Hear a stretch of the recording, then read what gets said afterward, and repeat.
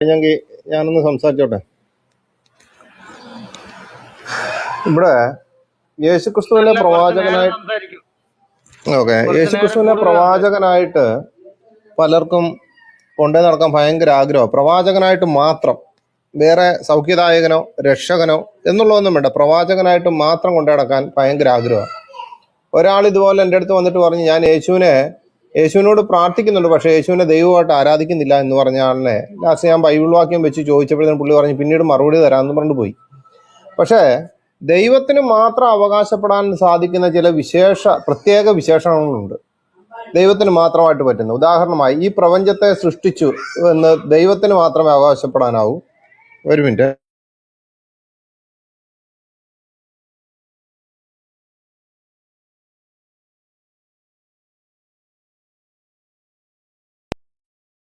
Ajeesh brother വരുന്നവരെ share ചെയ്യാത്തവരൊന്ന് share ചെയ്യണേ please. എത്ര ഷെയർ ആയെന്ന് എനിക്ക് കാണാൻ പറ്റുന്നില്ല. 80 ആയിട്ടുള്ള സൗരന്മാരെ എല്ലാവരും ഷെയർ ചെയ്യണേ. ഞാൻ അജീഷ് ബ്രദർ സംസാരിച്ചുകൊണ്ടിരുന്നുണ്ടാ പിന്നെ ഞാൻ ഇടയിൽ പറയാൻ. എല്ലാവരും ഒന്ന് ഷെയർ ചെയ്യണം. ഇന്നലെ ഈ സമയത്തൊക്കെ നമ്മുടെ ഷെയർ 250 കടന്നുപോയി. 1.5 മണിക്കൂറായപ്പോഴത്തേക്കും അത്രയും സ്പീഡിലൊന്നും പോയില്ലെങ്കിലും എല്ലാവരോടും ഒന്ന് വിചാരിച്ചിരുന്നെങ്കിൽ ഈ സമയം കൊണ്ട് 100 നമുക്ക് പാസ് ചെയ്യായിരുന്നു. അപ്പൊ നമ്മുടെ ഷെയർ. അപ്പൊ ഇവിടെ ദൈവത്തിന് മാത്രം അവകാശപ്പെടാൻ പറ്റുന്ന കുറച്ച് കാര്യങ്ങളുണ്ട്. ഉദാഹരണം, ഞാനാണ് പ്രപഞ്ചത്തെ സൃഷ്ടിച്ചതെന്ന് വെച്ചാൽ ഈ പ്രപഞ്ചത്തെ ദൈവമാണ് സൃഷ്ടിച്ചത്. പക്ഷെ അതൊരു മനുഷ്യൻ പറയുകയാണെങ്കിൽ ആ പ്രസ്താവന തെറ്റാണ്. ഒരിക്കലും ഒരു മനുഷ്യന് പറയാൻ പറ്റത്തില്ല ഞാനാണ് ഇതിനെ സൃഷ്ടിച്ചതെന്ന്. പക്ഷെ അങ്ങനെ പറയുന്ന ഈ മിർസാ ഗുലാം അഹമ്മദ് ഖാദിയാനി പറയുന്നുണ്ട്, ഞാനാണ് ഈ പ്രപഞ്ചത്തെ മുഴുവൻ സൃഷ്ടിച്ചത്, അള്ളാഹു എന്നിൽ കയറി വന്നപ്പോൾ ഞാൻ ഈ പ്രപഞ്ചത്തെ ഒന്നുകൂടെ റെഡിയാക്കി, ആ റെഡിയാക്കിയ പ്രപഞ്ചത്തിലാണ് ഇവർ ജീവിക്കുന്നത് എന്ന് വെച്ച് കഴിഞ്ഞാൽ മുഹമ്മദിനേക്കാളും വലിയൊരു പദവി എനിക്ക് ലഭിച്ചു എന്ന് പറയുന്ന കാര്യം അദ്ദേഹം പറയുന്നുണ്ട്. മുഹമ്മദ് ചന്ദ്രഗ്രഹണം കണ്ടു, ഞാൻ സൂര്യഗ്രഹണവും ചന്ദ്രഗ്രഹണവും കണ്ടു, ഞാനാണ് ഭൂമിയെ സൃഷ്ടിച്ചത്, ആകാശത്തെ സൃഷ്ടിച്ചത്, അള്ളാഹു ഞാനും ഒന്നാണെന്ന് പറയുന്ന ഭാഗങ്ങളുണ്ട്. എന്ന് വെച്ചാൽ ഒരു മനുഷ്യൻ പറയുന്നുണ്ട്, ആ മനുഷ്യൻ മരിച്ചുപോയി, അത് വേറൊരു വശം. പിന്നെ അവൻ എഴുന്നേറ്റും വന്നിട്ടില്ല, അതിസാരം പിടിച്ചാണ് മരിച്ചത്. ഇപ്പൊ ഒരു മനുഷ്യൻ പറയുകയാണെങ്കിൽ ആ പ്രസ്താവന തെറ്റാ. കാരണം ദൈവം ഒഴികെ ആർക്കും അങ്ങനെ പറയാൻ സാധിക്കത്തില്ല. ദൈവം ഒഴികെ ഒരാൾക്കും പറയാൻ സാധിക്കില്ല. അങ്ങനെ ദൈവത്തിന് മാത്രം അവകാശപ്പെടാൻ കഴിയുന്ന കാര്യങ്ങൾ യേശു അവകാശപ്പെട്ടിട്ടുണ്ടെങ്കിൽ, യേശു താൻ ദൈവമാണെന്ന് അവകാശപ്പെട്ടു എന്നത്ര. കാരണം ദൈവത്തിന് മാത്രം അവകാശപ്പെടാൻ പറ്റുന്ന കാര്യങ്ങൾ യേശു അവകാശപ്പെട്ടിട്ടുണ്ടെങ്കിൽ യേശു ദൈവമാണ് എന്നുള്ളതിൻ്റെ പ്രധാനമായിട്ടുള്ള കാര്യമാണ്. യെശയ്യാവിന്റെ പുസ്തകം 46-ാം അധ്യായത്തിന്റെ 6-ാമത്തെ വാക്യം, പഴയ നിയമത്തിൽ ദൈവം ആദ്യനും അന്ത്യനുമാവുന്നു എന്ന് യെശയ്യാവിന്റെ പുസ്തകത്തിൽ വായിക്കുന്നുണ്ട്. ഇസ്രായേലിന്റെ രാജാവായ യഹോവ, അവന്റെ വീണ്ടെടുപ്പുകാരനായ സൈന്യങ്ങളുടെ യഹോവ ഇപ്രകാരം അരുളിച്ചെയ്യുന്നു, ഞാൻ ആദ്യനും അന്ത്യനുമാവുന്നു, ഞാനല്ല ഒരു ദൈവവുമില്ല. യെശയ്യാവിന്റെ പുസ്തകം 44-ാം അധ്യായന്റെ 6-ാമത്തെ വാക്യം. ഇപ്പൊ ഈ അബ്ദുൾ POC ബൈബിൾ എടുത്തോണ്ട് വന്നല്ലോ, POC ബൈബിൾ എടുത്തോളൂ. POC ബൈബിൾ എടുത്തിട്ട് അബ്ദുൾ ഒരു കാര്യം ചെയ്യും, ഒരു പേപ്പർ എടുത്തിട്ട് എഴുതി പോയി. എഴുത്തും വായന അറിയാവുന്നുണ്ടെങ്കിൽ, ക്രൈസ്തവ മിഷന്മാരാണല്ലോ സംഭാവന തന്നത്, ആ എഴുത്തും വായന അറിയാവുന്നുണ്ടെങ്കിൽ ഒന്ന് യെശയ്യാവിന്റെ പുസ്തകം 44-ാം അധ്യായന്റെ 6-ാമത്തെ വാക്യം ഒന്ന് എഴുതി വെക്ക്. അബ്ദുളിനോടാണ് പറയുന്നത്. പുള്ളിയുടെ ഫുൾ പേരെന്തുവാ? അബ്ദുൾ റാം. അബ്ദുൾ റാം എന്ന് പറയുന്ന ആളിനോടാണ് ഈ പറഞ്ഞുകൊണ്ടിരിക്കുന്നത്. ഇനി പഴയ നിയമത്തിൽ ദൈവം ലോർഡ് എന്ന വലിയ അക്ഷരത്തിൽ ഇംഗ്ലീഷിൽ എഴുതുമ്പോൾ അത് യഹോവ അഥവാ ഈ പ്രപഞ്ചത്തിന്റെ സൃഷ്ടാവിനെ പരാമർശിക്കുന്നുണ്ട്. ബൈബിൾ ആദ്യനും അന്ത്യനും എന്ന ശീർഷകം ദൈവത്തിന് മാത്രം നൽകുന്ന ഒരു കാര്യമാണ്. ആദ്യനും അന്ത്യനും എന്നുള്ളത് ദൈവത്തിന് മാത്രമാണ്. അങ്ങനെയെങ്കിൽ പുതിയ നിയമത്തിൽ വെളിപ്പാട് പുസ്തകം 1-ാം അധ്യായം 17-18 വാക്യങ്ങളിൽ യേശു പറയുന്നുണ്ട്, അവനെ കണ്ടിട്ട് ഞാൻ മരിച്ചവനെ പോലെ അവന്റെ കാൽക്കൽ വീണു, അവൻ വലങ്കൈ എൻ്റെ മേൽ വെച്ചു, ഭയപ്പെടേണ്ട, ഞാൻ ആദ്യനും അന്ത്യനും ജീവനുള്ളവനും ആകുന്നു, ഞാൻ മരിച്ചവനായിരുന്നു, എന്നാൽ ഇതാ എന്നേക്കും ജീവിച്ചിരിക്കുന്നു, മരണത്തിന്റെയും പാതാളത്തിന്റെയും താക്കോൽ എൻ്റെ കൈവശമുണ്ട്. മനസ്സിലായോ? അതോടെ പറയാണ്, വെറും ഒരു ദൂതനോ ഒരു മനുഷ്യനോ അവിടെ അവകാശപ്പെടാൻ പറ്റാത്ത ഒരു കാര്യമാണ് ഞാൻ ആദ്യനും അന്ത്യനുമാണെന്നുള്ളത്. യെശയ്യാവിന്റെ പുസ്തകം 44-ാം അധ്യായന്റെ 6-ാമത്തെ വാക്യത്തിൽ അവിടെ പറയുന്നുണ്ടെങ്കിൽ അതേ കാര്യം തന്നെ വെളിപ്പാട് പുസ്തകം 1-ാം അധ്യായന്റെ 17-18 പറയുന്നുണ്ട്. ഇനി ദൈവത്തിന് മാത്രം അവകാശപ്പെടാൻ പറ്റുന്ന ഒരു കാര്യമാണ് പാപമോചനം കൊടുക്കുക എന്നുള്ളത്. കാബയിലിരിക്കുന്ന ഒരു കറുത്ത കല്ല് ഇരുന്നുകൊണ്ട് പാപം വലിച്ചെടുത്ത് കറുത്തുപോയി. കാരണം ഈ പാലിനേക്കാളിലും മഞ്ഞിനേക്കാളിലും വെളുത്തിരുന്ന ഒരു സാധനം, ഭയങ്കരമായിട്ട് വെളുത്തിരുന്ന ഒരു സാധനം സ്വർഗത്തിലായിരുന്നു. അപ്പോൾ അത് ഭൂമിയിലേക്ക് വീണു. ആ സാധനം എടുത്ത് വെച്ചു, മനുഷ്യൻ കണ്ടെടുത്തു എന്നുള്ള മനുഷ്യന്മാരെല്ലാം വന്ന് ഉമ്മ വെച്ച് പാപം കല്ല് വലിച്ചെടുത്ത് എന്തായി? കല്ല് കറുത്തുപോയി. ഖുറാൻ്റെ അകത്ത് അള്ളാഹുവും പറയുന്നുണ്ട് ഞാനും പാപം പൊറുക്കുന്നവനാ. അപ്പോൾ ഈ കല്ല് ഈ കണക്കിന് കറുത്തു പോയെങ്കിൽ അള്ളാഹുവിൻ്റെ കളർ എന്തായിരിക്കും എന്ന് നിങ്ങൾ തന്നെ ചിന്തിച്ചാൽ മതി. ഞാൻ അതിനെപ്പറ്റി പറയുന്നില്ല. അപ്പോൾ ഇവിടെ പറയാണ് പാപം മോചിപ്പിക്കാൻ ഒരേ ഒരു വ്യക്തിക്കേ ഉള്ളൂ ആ അധികാരം, അത് ദൈവത്തിന് മാത്രമാണ്. ഒരു വ്യക്തി മറ്റൊരു വ്യക്തിയോട് പാപം ചെയ്യുമ്പോൾ എല്ലാ പാപങ്ങളും ദൈവ അഭിമുഖമാണെന്ന യഥാർത്ഥ ബോധ്യം അവനെ മനസാക്ഷി നിലനിൽക്കുന്നുണ്ട്. അപ്രകാരം നമ്മളെല്ലാവരും തമ്മിൽ ചെയ്ത പാപങ്ങൾക്ക് എനിക്കും നിങ്ങൾക്കും തമ്മിൽ ക്ഷമിക്കാമെങ്കിലും ദൈവത്തിന് മാത്രമേ പാപമോചനം നൽകാൻ സാധിക്കത്തുള്ളൂ. മനസ്സിലായോ? തമ്മിൽ ക്ഷമിച്ചു, ബ്രദറെ ഞാൻ ക്ഷമിച്ചിരിക്കുന്നു, അല്ലെങ്കിൽ സഹോദരി ഞാൻ ക്ഷമിച്ചിരിക്കുന്നു എന്ന് പറയാം. പക്ഷെ ദൈവത്തിന് തരാൻ പറ്റുന്ന ഒരു കാര്യമുണ്ട്. നീ ചെയ്ത പാപത്തിന്, അബ്ദുൾ ചെയ്ത പാപത്തിന് മോചനം തരാൻ പറ്റുന്നുണ്ടെങ്കിൽ അത് ദൈവത്തിന് മാത്രമേ പറ്റത്തുള്ളൂ. ഇപ്പൊ ദാവൂദ് നബി ഖുറാൻ്റെ അകത്ത് ഖേദിച്ച് മടങ്ങി എന്ന് പറയുന്നുണ്ട്. ആദം നബി പറയുന്നുണ്ട് ആദം അള്ളാഹുവിൽ നിന്ന് പാപമോചനത്തിനുള്ള പശ്ചാത്താപങ്ങൾ സ്വീകരിച്ചു എന്ന് പറയുന്നുണ്ട്. അതിനുശേഷം തൊട്ടടുത്തുള്ള ആയത്ത് നോക്കിക്കഴിഞ്ഞാൽ എല്ലാത്തിനും അവിടുന്ന് അടിച്ചിറക്കി വിടുക. പിന്നെ അത് സ്വീകരിച്ചോ? ഇല്ല, അത് രോഗ തട്ടിപ്പാണ്. അടുത്ത ദിവസം ആദത്തിന്റെ വിഷയമായിട്ട് ഞാൻ വരുന്നുണ്ട്, അന്നേരം അത് കൂടുതലായിട്ട് പറയുന്നുണ്ട്. പക്ഷെ ദൈവത്തിന് മാത്രം അതുകൊണ്ട് തന്നെ ദാവീദ് ദൈവത്തോട് പറയുന്നത് നിന്നോട് തന്നെ ഞാൻ പാപം ചെയ്തു, നിനക്ക് അനിഷ്ടമായുള്ളത് ഞാൻ ചെയ്തിരിക്കുന്നു. സങ്കീർത്തന പുസ്തകം 51 അധ്യായത്തിന്റെ 4-ാമത്തെ വാക്യം എന്നാണ്. പ്രവാചകനായ ദാനിയേൽ പ്രസ്താവിച്ചു, ഞങ്ങളുടെ ദൈവമായ കർത്താവിന്റെ പക്കൽ കരുണയും പാപങ്ങളുടെ മോചനമുണ്ട്, ഞങ്ങളോ അവനോട് മത്സരിച്ചു. ദാനിയേലിന്റെ പുസ്തകം 9-ാം അധ്യായം 9-ാമത്തെ വാക്യം.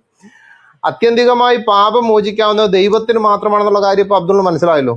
പുതിയ നിയമത്തിൽ പാപങ്ങളെ മോചിക്കാനുള്ള അധികാരം തനിക്കുണ്ടെന്ന് യേശു ക്രിസ്തു അവകാശപ്പെടുന്ന ഒരുപാട് സ്ഥലങ്ങളുണ്ട്.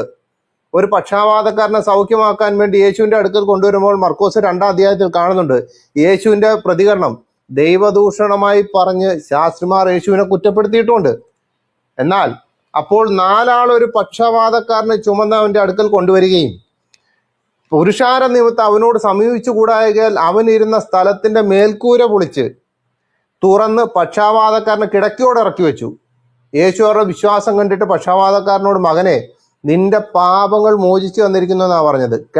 കട്ടിലെ കിടക്കുന്നവനേക്കാൾ കൂടുതൽ വിശ്വാസം ഉണ്ടായിരുന്നു ആർക്ക്? ഈ ചുമന്നുകൊണ്ട് വന്നവർക്ക്. മനസ്സിലായോ? ഈ ചുമന്നുകൊണ്ട് നടക്കുന്ന ഖുറാൻ എന്ന് പറയുന്ന, ഹദീസ് എന്ന് പറയുന്ന, തഫ്സീർ എന്ന് പറയുന്ന മുസ്ലിങ്ങൾ ചുമന്നുകൊണ്ട് നടക്കുന്ന പുസ്തകത്തിൽ പോലും മുസ്ലിങ്ങൾക്ക് വിശ്വാസമില്ല. മുസ്ലിങ്ങൾ ചുമന്നുകൊണ്ട് നടക്കുന്ന പുസ്തകത്തിൽ പോലും മുസ്ലിങ്ങൾക്ക് വിശ്വാസമില്ലാതിരിക്കെ നിങ്ങളൊരു പ്രവാചകൻ എന്ന് മാത്രമായിട്ട് അവകാശപ്പെടുന്ന കുറെ ആൾക്കാർ അവകാശപ്പെടുന്ന യേശു ക്രിസ്തുവിൻ്റെ അടുത്തേക്ക് യേശു ക്രിസ്തു സൗഖ്യമാക്കുമെന്ന് അവർക്ക് ഉറപ്പുണ്ടായിരുന്നു, എന്നാൽ കട്ടിലെ കിടക്കുന്നവന് ഉറപ്പില്ലായിരുന്നു. അവൻ്റെ ഉള്ളിൽ ഭയമായിരുന്നു. ഈ കയറിറക്കി ഓട് പൊളിച്ച് താളിലേക്ക് ഇറക്കുമ്പോൾ ഞാൻ വെട്ടുപോകുന്നുള്ള ഭയം ഉണ്ടായിരുന്നു. പക്ഷെ അവിടെ ദൈവം യേശു ക്രിസ്തു പറഞ്ഞു മകനെ നിന്റെ പാപങ്ങൾ മോചിച്ച് തന്നിരിക്കുന്നു എന്ന് പറയുന്നുണ്ട്. അവിടെ ചില ശാസ്ത്രിമാരിരുന്നു. ഇവൻ ഇങ്ങനെ ദൈവദൂഷണം പറയുന്നത് ദൈവം ഒരുവനല്ലാതെ പാപങ്ങളെ മോചിച്ചു കഴിയുന്നവനാർ എന്ന് ഹൃദയത്തിൽ ചിന്തിച്ചുകൊണ്ടിരുന്നു. മർക്കോസിന്റെ സുവിശേഷം 2-ാം അധ്യായം 3 മുതൽ 7 വരെയുള്ള വാക്യം.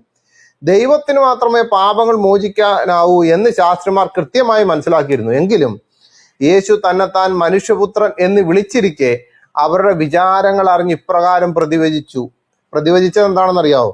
ഭൂമിയിൽ പാപങ്ങളെ മോചിക്കുവാൻ മനുഷ്യപുത്രൻ അധികാരമുണ്ട്. മർക്കോസിന്റെ സുവിശേഷം 2-ാം അധ്യായം 10-ാമത്തെ വാക്യം. തന്റെ അവകാശവാദം ശരിയാണെന്ന് തെളിയിച്ചുകൊണ്ട് യേശു ക്രിസ്തു പക്ഷാപാതക്കാരനെ സൗഖ്യമാക്കി. മനസ്സിലായോ? ആദ്യനും അന്ത്യനുമാണെന്ന് പറഞ്ഞാൽ അതേപോലെ തന്നെ ഇവിടെ പറയുകയാണ് ഭൂമിയിലെ പാപങ്ങളെ മോചിക്കുവാൻ അധികാരം യേശു ക്രിസ്തുവിന് മാത്രമാണെന്ന്, അല്ലാതെ ഒരു കല്ലിന് മാത്രമല്ല.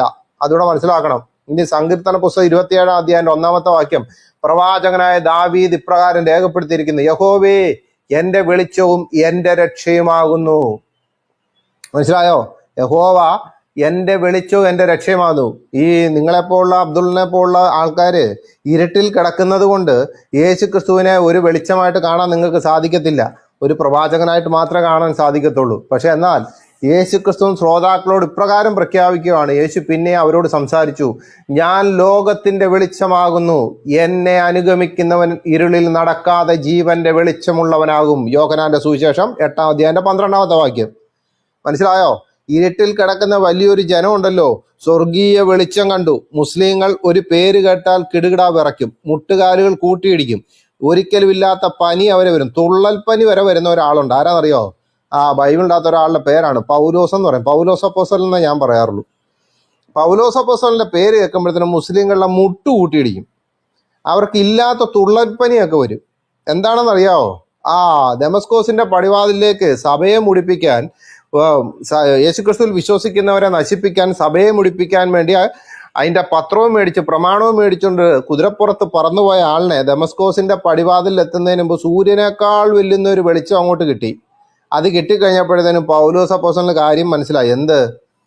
ഇനി ഞാൻ ലോകത്തിന്റെ വെളിച്ചത്തിന് വേണ്ടി നടക്കാൻ. എന്ന് വെച്ചാൽ അത്ര നാളിൽ ലോകത്തിന്റെ വെളിച്ചത്തെ പറ്റി ആ വെളിച്ചം കണ്ടുകൊണ്ട് സഞ്ചരിച്ചുകൊണ്ടിരുന്ന ആള് അതിനേക്കാൾ ഉപരിയായിട്ടുള്ള ഒരു വെളിച്ചം കണ്ടു. 3 ദിവസം കണ്ണിന് കാഴ്ചയില്ലാതിരുന്നു. അരണ്യാസ് കടന്നു ചെന്നിട്ട് പ്രാർത്ഥിച്ചപ്പോഴത്തേന് ആ ചെതുമ്പൊരു പോലെ മൊത്തം പോയി കഴിഞ്ഞപ്പോൾ പിന്നുണ്ടല്ലോ ഈ സൂര്യനേക്കാൾ വെല്ലുന്ന ലോകത്തിനൊരു വെളിച്ചമുണ്ട്. ആ വെളിച്ചം ക്രിസ്തുവാണെന്ന് മനസ്സിലായി. ആ ക്രിസ്തുവിനെ പറ്റി പ്രസംഗിക്കാൻ വേണ്ടി പൗലോസ് അപ്പോസ്തലൻ നടന്നു. മനസ്സിലായോ? പക്ഷെ പൗലോസ് അപ്പോസ്തലന്റെ പേര് കേൾക്കുമ്പോഴത്തേനും മുസ്ലിങ്ങളെന്നല്ല, കാദിയാനികളെന്നല്ല, മൗറീഷ്യൻ പ്രവാചകന്റെ ആൾക്കാർ വരെ കിടുകിടാന്ന് വിറയ്ക്കും, മുട്ടിടിക്കും. കാരണം പൗലോസ് അപ്പോസ്തലന് ഒരു പ്രത്യേകത ഉണ്ടായിരുന്നു. അപ്പോസ്തലനെ പറ്റി ശരിക്കും ഒന്ന് പഠിച്ചാൽ മനസ്സിലാവും. ഒരു കുടുംബത്തെ പറ്റി പറഞ്ഞാൽ അതിൻ്റെ നടുക്ക് ക്രിസ്തുവുണ്ട്. ഒരു സഭയെ പറ്റി പറഞ്ഞാൽ അതിൻ്റെ നടുക്ക് ക്രിസ്തുവുണ്ട്. ഒരു വ്യക്തിയെ പറ്റി പറഞ്ഞാൽ അവനിൽ ക്രിസ്തുവുണ്ട്. ഒരു സമൂഹത്തെ പറ്റി പറഞ്ഞാൽ അതിൻ്റെ നടുക്ക് ക്രിസ്തുവുണ്ട്. ഒരു പട്ടണത്തെ പറ്റി പറഞ്ഞാൽ അതിൻ്റെ നടുക്ക് ക്രിസ്തുവുണ്ട്. ഇതിനപ്പുറത്തേക്ക് എന്ത് വേണം? ഈ ഒരു പേര് കേൾക്കുമ്പോഴത്തേനും, പൗലോസ് എന്നുള്ള പേര് കേൾക്കുമ്പോഴത്തേനും കിടുകിടാന്ന് മുട്ടിടിച്ച് കടന്നുകൊണ്ട് വീഴുന്ന കാണാം മുസ്ലിങ്ങളായിട്ടുള്ള ആൾക്കാർ. മനസ്സിലായല്ലോ? അവരിപ്പോൾ ലോകത്തിന്റെ വെളിച്ചം, യഹോവ എൻ്റെ വെളിച്ചോ എൻ്റെ രക്ഷയാവുന്നെന്ന് സങ്കീർത്തനം പറയുമ്പോൾ ഇവിടെ പറയാണ് ഞാൻ ലോകത്തിന്റെ വെളിച്ചമാണെന്ന് സ്വയം അവകാശപ്പെടുകയാണ് ചെയ്യുന്നത്.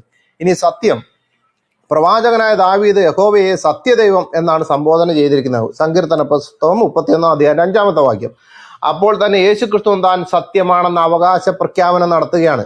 ഞാൻ തന്നെ വഴിയും സത്യവും ജീവനുമാവുന്നു, ഞാൻ മുഖാന്തരമല്ലാതെ ആരും പിതാവിന്റെ അടുക്കൽ എത്തുന്നില്ല. യോഹന്നാന്റെ സുവിശേഷം 14-ാം അധ്യായം അതിന്റെ 6-ാമത്തെ വാക്യം. ഇതൊരു ദൂതന് വെറുതെ നിന്നുകൊണ്ട് പറയാൻ പറ്റത്തില്ല.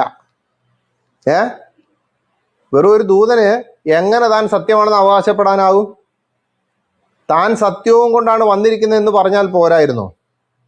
ഒരു പ്രവാചകനാണെങ്കിൽ ഞാൻ സത്യമായിട്ടാണ് വന്നിരിക്കുന്നതെന്ന് പറഞ്ഞാൽ പോരായിരുന്നു. പക്ഷെ സ്വയം അവകാശപ്പെട്ട് പറയാണ്, അവകാശ പ്രഖ്യാപനം നടത്തുകയാണ്, ഞാൻ തന്നെ വഴിയും സത്യവും ജീവനുമാകുന്നെന്ന്. ഇനി അടുത്തത് അന്ത്യന്യായവിധി. അതിലാണല്ലോ മുൻകീറും നക്കീറും എടുത്തിട്ട് പൂശുന്നത്. ഇവിടെ പറയാണ്, പഴയ നിയമത്തിൽ യഹോവ ഇപ്രകാരം അരുളി ചെയ്യുകയാണ്. യോവേലിന്റെ പുസ്തകം 3-ാം അധ്യായന്റെ 12-ാമത്തെ വാക്യം. ജാതികൾ ഉണർന്നു, യഹോശാഫാത്ത് താഴ്വരയിലേക്ക് പുറപ്പെടട്ടെ, അവിടെ ഞാൻ ചുറ്റുമുള്ള സകല ജാതികളെയും ന്യായം വിധിക്കേണ്ടതിനും ഇരിക്കും. യോവേൽ പ്രവാചകന്റെ പുസ്തകം 3-ാം അധ്യായന്റെ 12-ാമത്തെ വാക്യം. എന്നാൽ സങ്കീർത്തനം അതിന്റെ 7-8 വായിക്കും. സങ്കീർത്തനം 9-ാം അധ്യായന്റെ 7-8. എന്നാൽ യഹോവ എന്നേക്കും വാഴുന്നു, ന്യായവിധിക്ക് അവൻ സിംഹാസനം ഒരുക്കിയിരിക്കുന്നു, അവൻ ലോകത്തെ നീതിയോടെ വിധിക്കും, ജാതികൾക്ക് നേരോടെ ന്യായപാലനം ചെയ്യും. മനസ്സിലായോ? ഇവിടെ പന്തിയിൽ പക്ഷാഭേദമൊന്നുമില്ല. തുമ്പ് മുറിച്ചവൻ ഒരു സൈഡിലേക്ക്, തുമ്പ് മുറിക്കാത്തവൻ വേറൊരു സൈഡിലേക്ക്, കറുത്തവൻ വേറൊരു സൈഡിലേക്ക്, കറക്കാത്തവൻ വേറൊരു സൈഡിലേക്ക്, പെണ്ണുങ്ങളെ സ്വർഗത്തിലേക്ക് കയറ്റത്തില്ല. ഇവിടെ പന്തിയിൽ പക്ഷാഭേദമൊന്നുമില്ല. ജാതികളെ എങ്ങനെ നേരോടെ വിധിക്കണമെന്നും നീതിയോടെ വിധിക്കണമെന്നും വളരെ വ്യക്തമായിട്ട് ബൈബിളിൽ പറയുന്നുണ്ട്. മനസ്സിലായല്ലോ? പക്ഷെ എന്നാൽ ഇവിടെ ഈ പഴയ നിയമത്തിൽ ന്യായം വിധിക്കാൻ ഒരു സിംഹാസനസ്ഥനായിട്ടിരിക്കുന്നുണ്ടെങ്കിൽ ഇവിടെ നോക്കുകയാണ്, യേശുവും തന്നെ പിൻഗമിക്കുന്നവരോട് അരുളി ചെയ്തിട്ടുണ്ട്. എന്താണെന്നറിയോ? മനുഷ്യപുത്രൻ തൻ്റെ തേജസ്സോടെ സകല വിശുദ്ധ ദൂതന്മാരുമായി വരുമ്പോൾ അവൻ തൻ്റെ തേജസ്സിന്റെ സിംഹാസനത്തിലിരിക്കും. മനസ്സിലായോ? 8 പേര് ചുവന്നുകൊണ്ട് കിടക്കുന്ന സിംഹാസനത്തിലല്ല.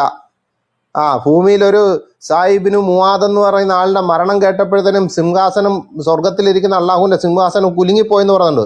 അതുപോലെ കുലുക്കമുള്ള കാലിളകിപ്പോയ ഒരു സിംഹാസനത്തിലല്ല. മനസ്സിലായോ? ആ സിംഹാസനത്തിന് ഒരു അധികാരമുണ്ട്. അവൻ തൻ്റെ തേജസ്സിന്റെ സിംഹാസനത്തിലിരിക്കും, സകല ജാതികളെയും അവന്റെ മുമ്പിൽ കൂട്ടും. അവൻ അവരെ ഇടയൻ ചെമ്മരിയാടുകളെയും കോലാടുകളെയും തമ്മിൽ വേർതിരിക്കുന്നത് പോലെ വേർതിരിച്ചു. ചെമ്മരിയാടുകളെ തൻ്റെ വലത്തും കോലാടുകളെ ഇടത്തും നിർത്തും. രാജാവ് തൻ്റെ വലത്തുള്ളവരോട് അരുളി ചെയ്യും, എൻ്റെ പിതാവിനാൽ അനുഗ്രഹിക്കപ്പെട്ടവരെ വരുവിൻ, ലോകസ്ഥാപനം മുതൽ നിങ്ങൾക്കായി ഒരുക്കിയിരിക്കുന്ന രാജ്യം അവകാശമാക്കിക്കൊള്ളുവേൻ. മത്തായിയുടെ സുവിശേഷം 25-ാം അധ്യായം 31 മുതൽ 34 വരെ. എല്ലാവരും പിതാവിനെ ബഹുമാനിക്കുന്നത് പോലെ പുത്രനെ ബഹുമാനിക്കേണ്ടതാവുന്നു. പിതാവ് ആരെയും ന്യായം വിധിക്കാതെ ന്യായവിധിയെല്ലാം പുത്രന് കൊടുത്തിരിക്കുന്നു. പുത്രനെ ബഹുമാനിക്കാത്തവൻ അവനെ അയച്ച പിതാവിനെ ബഹുമാനിക്കുന്നില്ല. യോഹന്നാന്റെ സുവിശേഷം 5-ാം അധ്യായം 22 മുതൽ 23-ാമത്തെ വാക്യം. പക്ഷെ എന്നാൽ നിങ്ങളൊരു കാര്യം മനസ്സിലാക്കണം. മുൻകീറിന്റെ നക്കീറിന്റെ അടിമേടിച്ച് ഇപ്പോഴും നിക്കക്കള്ളി ഇല്ലാതിരിക്കുന്ന ഒരു മനുഷ്യനാണ് അന്ത്യനാളിൽ ഒരു സിംഹാസനത്തിന്റെ മുകളിൽ കയറിയിരിക്കുമെന്ന് പറഞ്ഞുകൊണ്ടിരിക്കുന്നത്. എങ്ങനുണ്ട്? വലിയൊരു ഹദീസുണ്ട്, ബുഖാരിക്കകത്തും മുസ്ലിമിൻ്റെ അകത്തും കിടക്കുന്ന വലിയൊരു ഹദീസാ. ഓരോരോ പ്രവാചകന്മാരുടെ അടുത്തും ചെല്ലും. ആദമിന്റെ അടുത്ത് ചെല്ലുമ്പോഴത്തേനും പറയും എനിക്കറിയത്തില്ല, അടുത്ത ആളുടെ അടുത്ത് ചെല്ലുമ്പോൾ എനിക്കറിയത്തില്ല, അടുത്ത ആളുടെ അടുത്ത് എനിക്കറിയത്തില്ല. പക്ഷെ ഇത് ഒരു വിദ്യാഭ്യാസം ഇല്ലാത്തവൻ്റെ അടുത്ത് ചെല്ലുമ്പോൾ പുള്ളിക്കെല്ലാം അറിയാം. ആദം മുതൽ മുഹമ്മദ് വരെയുള്ള നബിയുടെ കാര്യം പറഞ്ഞു. 1,00,000 പരം പ്രവാചകന്മാർ വേറെ കിടക്കുക, അവരുടെ ആരുടെ അടുത്തേക്കും പോകുന്നില്ല കേട്ടോ. അതെന്താ പരിപാടി നടത്തില്ല, വണ്ടി കിട്ടാത്തതുകൊണ്ടായിരിക്കാം. പക്ഷേ ഇപ്രകാരം സ്വർഗ നരകത്തിലേക്ക് മനുഷ്യനെ അയക്കുന്നതിന് ദൈവത്തിന് മാത്രം ചെയ്യാൻ പറ്റുന്ന ഒരു കാര്യമാണ്. ഇപ്പൊ മനസ്സിലായല്ലോ ന്യായവിധി. ഇനി 6ാമത്തെ കാര്യം പുനരുത്ഥാനം. 5 കാര്യം പറഞ്ഞു. 6ാമത്തെ കാര്യം 1 ശമൂവേലിന്റെ പുസ്തകം 2-ാം അധ്യായത്തിന്റെ 6ാമത്തെ വാക്യം, മരിച്ചവരെ ഉയർപ്പിക്കാൻ ദൈവത്തിന് മാത്രമേ കഴിയൂ എന്ന് ബൈബിളും ഖുറാനും സാക്ഷ്യപ്പെടുത്തുന്നുണ്ട്. മരിച്ചവരെ ഉയർപ്പിക്കാൻ ദൈവത്തിന് മാത്രമേ സാധിക്കത്തുള്ളൂ എന്ന് ഖുറാൻ വായിച്ചു കഴിഞ്ഞാലും ബൈബിൾ വായിച്ചു കഴിഞ്ഞാലും അറിയാം. യഹോവ കൊല്ലുകയും ജീവിപ്പിക്കുകയും ചെയ്യുന്നു, പാതാളത്തിൽ ഇറക്കുകയും ഉദ്ധരിക്കുകയും ചെയ്യുന്നു. 1 ശമൂവേലിന്റെ പുസ്തകം 2-ാം അധ്യായത്തിന്റെ 6ാമത്തെ വാക്യം. യോഹന്നാന്റെ സുവിശേഷം 11-ാം അധ്യായത്തിന്റെ 24-ാമത്തെ വാക്യം വായിക്കുമ്പോൾ ദൈവത്തിന് മാത്രമേ മരിച്ചവരെ ഉയർപ്പിക്കാൻ കഴിയൂ എന്നിരിക്കെ വെറും ഒരു പ്രവാചകൻ തന്നെ അനുഗമിച്ചവരോട് താൻ മരിച്ചവരെ ഉയർത്തെഴുന്നേൽപ്പിക്കുന്നതും താൻ തന്നെ പുനരുത്ഥാനമാണെന്നും പറഞ്ഞത് എന്തിന്റെ അടിസ്ഥാനത്തിലാണ്? അത് ദൈവദൂഷണമാണോ? കല്ലെറിഞ്ഞ് കൊല്ലപ്പെടേണ്ട കുറ്റമല്ലേ? യേശു അവളോട് ഞാൻ തന്നെ പുനരുത്ഥാനവും ജീവനുമാകുന്നു, എന്നിൽ വിശ്വസിച്ചവൻ മരിച്ചാലും ജീവിക്കും. മനസ്സിലായോ? യഹോവ കൊല്ലുകയും ജീവിപ്പിക്കുകയും പാതാളത്തിൽ ഇറക്കുകയും ഉദ്ധരിക്കുകയും ചെയ്യുന്നു 1 ശമൂവേലിന്റെ പുസ്തകത്തിൽ പറഞ്ഞിട്ടുണ്ടെങ്കിൽ ഇവിടെ പറയാണ് ഞാൻ തന്നെ പുനരുത്ഥാനവും ജീവനുമാകുന്നു, എന്നിൽ വിശ്വസിക്കുന്നവൻ മരിച്ചാലും ജീവിക്കും. യോഹന്നാന്റെ സുവിശേഷം 11-ാം അധ്യായം അതിന്റെ 24-ാമത്തെ വാക്യം. ഇനി ദൈവത്തിന്റെ മഹത്വം, 7ാമത്തെ വിഷയം. പഴയ നിയമത്തിൽ തന്റെ മഹത്വം ആരുമായും പങ്കുവെക്കുകയില്ലെന്ന് യഹോവ അരുളി ചെയ്യുന്നുണ്ട്. ഞാൻ യഹോവ, അത് തന്നെ എൻ്റെ നാമം. ഞാൻ എൻ്റെ മഹത്വം മറ്റൊരുത്തനും എൻ്റെ സ്തുതി വിഗ്രഹങ്ങൾക്കും വിട്ടുകൊടുക്കുകയില്ല. യെശയ്യാവിന്റെ പുസ്തകം 42-ാം അധ്യായത്തിന്റെ 8-ാമത്തെ വാക്യം. മനസ്സിലായല്ലോ? കാരണം അവന്റെ സ്തുതി കാബയിലിരിക്കുന്ന കറുത്ത കല്ലിനെ പോയി സ്തുതിക്കുന്നുണ്ടല്ലോ, അങ്ങോട്ട് നോക്കി എന്നിട്ട് മുഹമ്മദ് വടിയൂണ്ടി പറയുന്നുണ്ടല്ലോ എന്ന് പറഞ്ഞ പോലെ ഒരു കല്ലിന്റെ അടുത്തേക്കും പോകേണ്ട കാര്യമില്ല എന്ന് ഇവിടെ പറയുകയാണ്. യെശയ്യാവിന്റെ പുസ്തകം 42-ാം അധ്യായത്തിന്റെ 8-ാമത്തെ വാക്യം. യഹോവ അരുളി ചെയ്യുകയാണ്, ഞാൻ യഹോവ, അത് തന്നെ എൻ്റെ നാമം. ഞാൻ എൻ്റെ മഹത്വം മറ്റൊരുത്തനും എൻ്റെ സ്തുതി വിഗ്രഹങ്ങൾക്കും വിട്ടുകൊടുക്കുകയില്ല. യെശയ്യാവിന്റെ പുസ്തകം 48-ാം അധ്യായത്തിന്റെ 11-ാമത്തെ വാക്യം. എൻ്റെ നിമിത്തം തന്നെ ഞാൻ അത് ചെയ്യും. എൻ്റെ നാമം അശുദ്ധമായി തീരുന്നത് എങ്ങനെ? ഞാൻ എൻ്റെ മഹത്വം മറ്റൊരുത്തനും വിട്ടുകൊടുക്കുകയില്ല.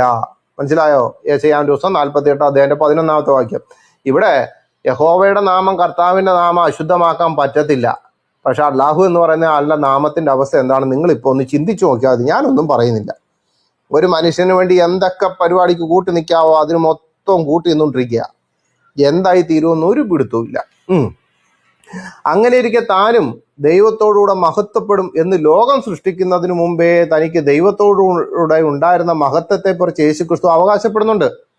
ഇപ്പോൾ പിതാവേ, ലോകം ഉണ്ടാകും മുമ്പേ എനിക്ക് നിന്റെ അടുക്കൽ ഉണ്ടായിരുന്ന മഹത്വത്തിൽ എന്നെ നിന്റെ അടുക്കൽ മഹത്വപ്പെടുത്തണമേ. യോഹന്നാന്റെ സുവിശേഷം 17-ാം അധ്യായം 5-ാമത്തെ വാക്യം. ലോകം ഉണ്ടാകും മുമ്പേ യേശുക്രിസ്തുവിന് പിതാവിന്റെ അടുക്കൽ ഉണ്ടായിരുന്ന മഹത്വം എന്തുവാ?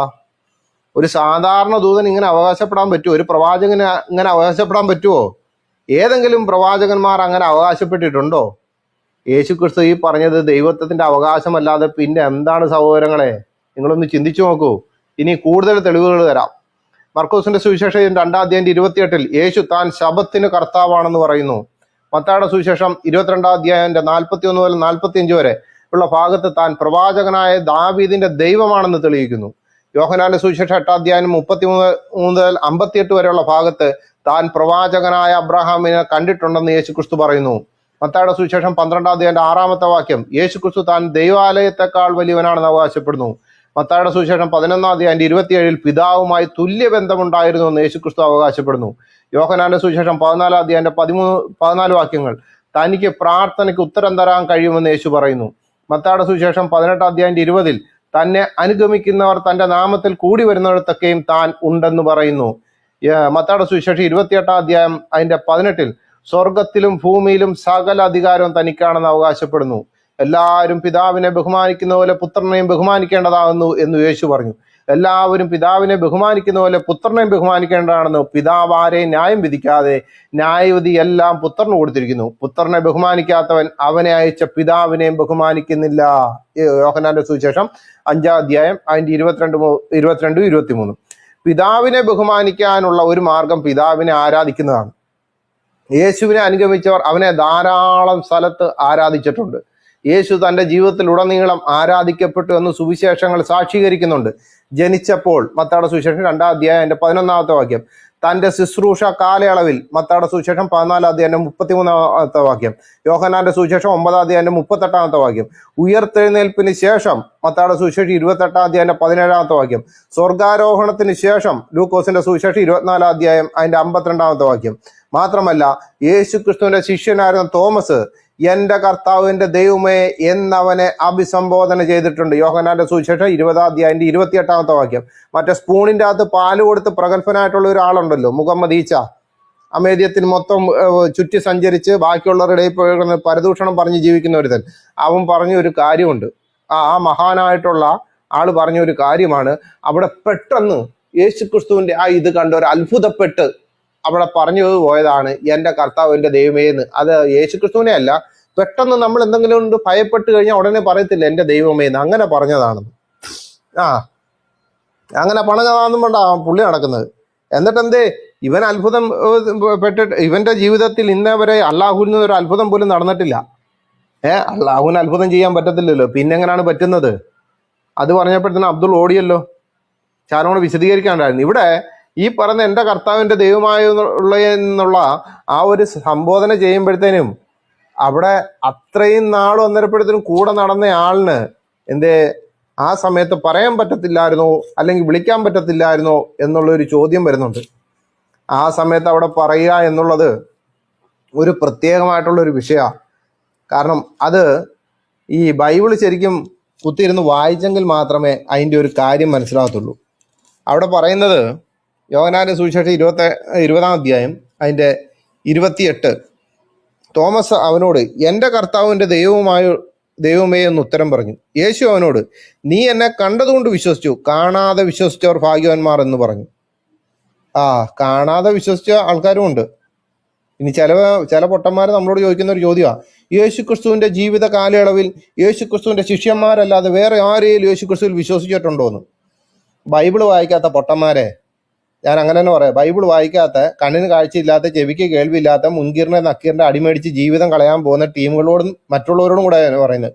യേശു തന്റെ ശിഷ്യന്മാരെ അയച്ചിട്ട് ശിഷ്യന്മാര് തിരിച്ചു വരുമ്പോഴത്തേനും പറയുന്നുണ്ട്, നമ്മുടെ കൂട്ടത്തിൽ പെടാത്ത ഒരുത്തൻ നിന്റെ നാമത്തിൽ അവിടെ അത്ഭുത അടയാളം ചെയ്യുന്നുണ്ട്. അതെങ്ങനെ കുഞ്ഞാ ചെയ്തേ?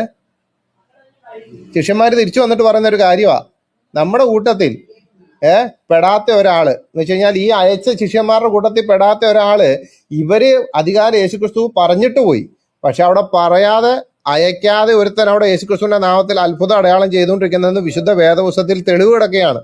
അപ്പൊ യേശുക്രിസ്തുവിന്റെ കൂടെ നടക്കുന്നവരല്ലാതെ, യേശുക്രിസ്തു അയച്ചവരല്ലാതെ വിശ്വസിച്ച വേറൊരുത്തൻ അപ്പുറത്തുണ്ട്.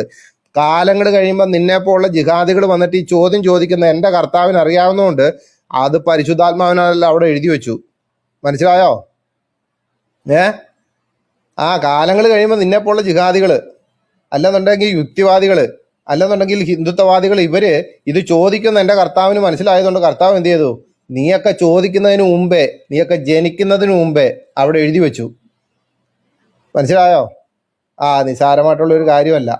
നിങ്ങളുടെയൊക്കെ ഒരു ധാരണയുണ്ട് ഇതൊന്നും അറിയാൻ വയ്യാത്ത ഒരാളെന്ന്. അതേ കണക്കന്നെ കർത്താവ് വേറെ ഒരു കാര്യമാണ്, മരിച്ച എല്ലാ വീടുകളിലും ചെന്നിട്ട് പറഞ്ഞു നിങ്ങൾ കരയണ്ട കരയണ്ട കരയണ്ടെന്ന്. മരിച്ച വീട്ടിൽ ചെന്ന് കരയണ്ട എന്ന് പറയുന്ന വ്യക്തി ആരാ? അത് കർത്താവ് യേശുക്രിസ്തു മാത്രമേ ഉള്ളായിരുന്നു.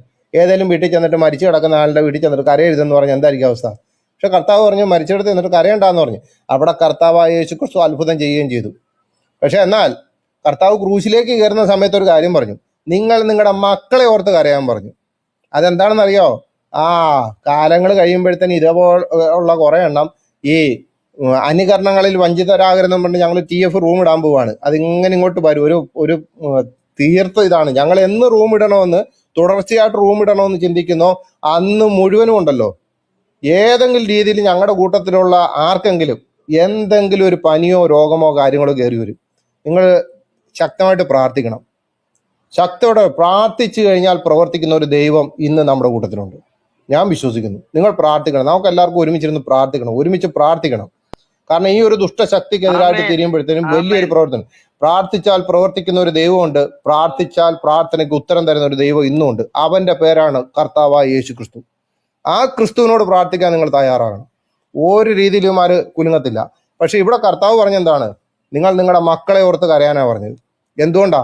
കാലങ്ങൾ കഴിയുമ്പോൾ യേശുവിനെ പോലെ തന്നെ ഒരാളാണ് ഈസയെന്നും പറഞ്ഞ് അള്ളാഹുവിനെ യഹോവയെ പോലെ തന്നെ ബൈബിളിൽ പറയുന്ന യഹോവയെ പോലെ തന്നെയാണ് അള്ളാഹു എന്നും ബൈബിളിൽ പറഞ്ഞിരിക്കുന്ന ബഹുമാനത്തോടെ ബൈബിളിൽ ദൂതൻ വരെ വന്ന് വിളിച്ചിരിക്കുന്ന മറിയെ പോലെ തന്നെയുള്ള വേറൊരാൾ വരുമെന്നും അല്ലെങ്കിൽ മറ്റുള്ള ധർമ്മങ്ങൾ വരുമെന്നും പറഞ്ഞുകൊണ്ട് നിങ്ങളെ വഴിതെറ്റിക്കാൻ, നിങ്ങളുടെ മക്കളെ വഴിതെറ്റിക്കാൻ വലിയൊരു കൂട്ടം വരും.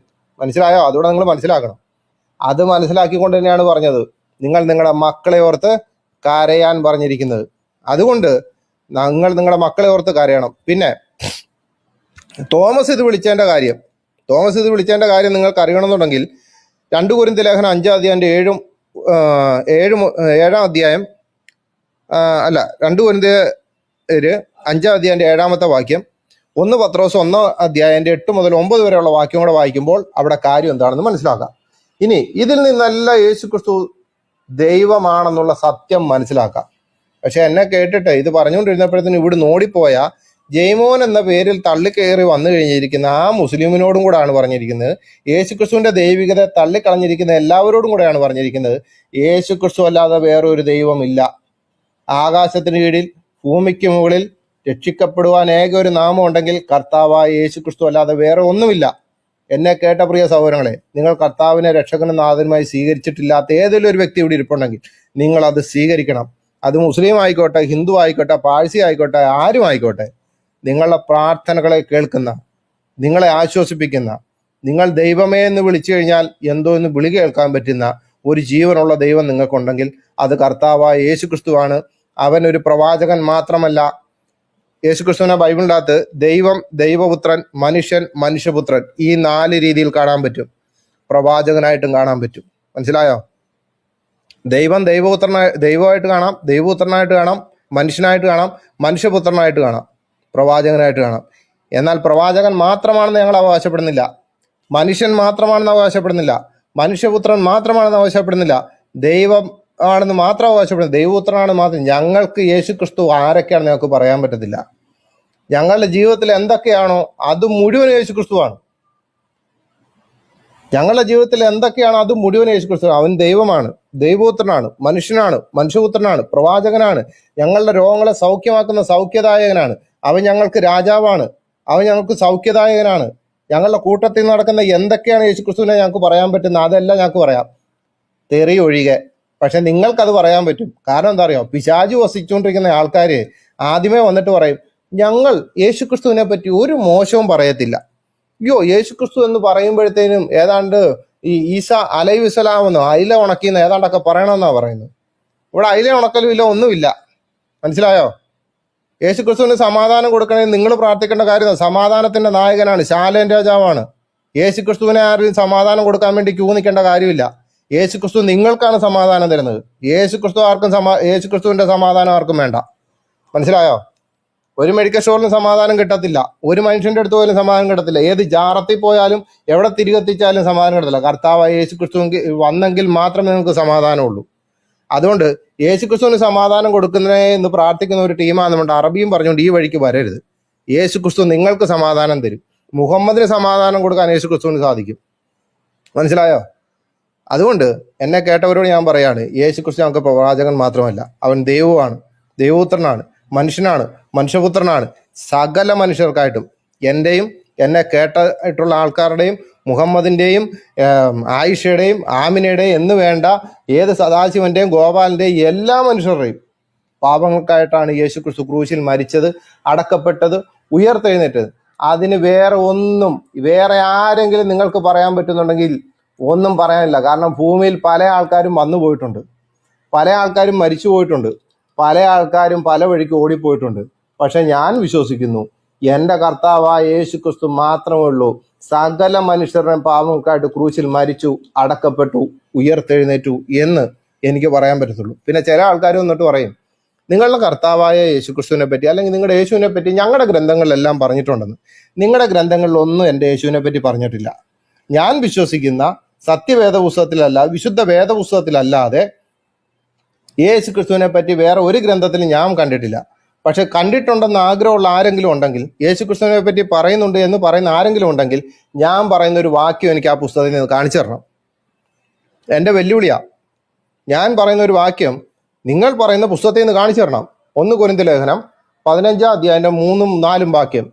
ക്രിസ്തു നമ്മുടെ പാപങ്ങൾക്ക് വേണ്ടി തിരുവെഴുത്തുകളിൻ പ്രകാരം മരിച്ചു, അടക്കപ്പെട്ടു, തിരുവെഴുത്തുകളിൻ പ്രകാരം 3-ാം നാൾ ഉയർത്തെഴുന്നേറ്റു. ഒന്നുകൂടെ ഞാൻ പറയുന്നു, ബൈബിളിന് പുറത്ത് ഏതെങ്കിലും ഗ്രന്ഥങ്ങളിൽ ഞങ്ങളുടെ രക്ഷകനും നാഥനുമായ, ഞങ്ങൾക്ക് പാപമോചനം തന്ന, സകല മനുഷ്യർക്കും പാപമോചനം തന്ന യേശു ക്രിസ്തുവിനെ പറ്റി നിങ്ങളുടെ ഗ്രന്ഥങ്ങളിൽ എവിടെയെങ്കിലും പറയുന്നുണ്ടെങ്കിൽ ഞാൻ പറയുന്ന ഈ വാക്യം കൊണ്ടേ തരണം.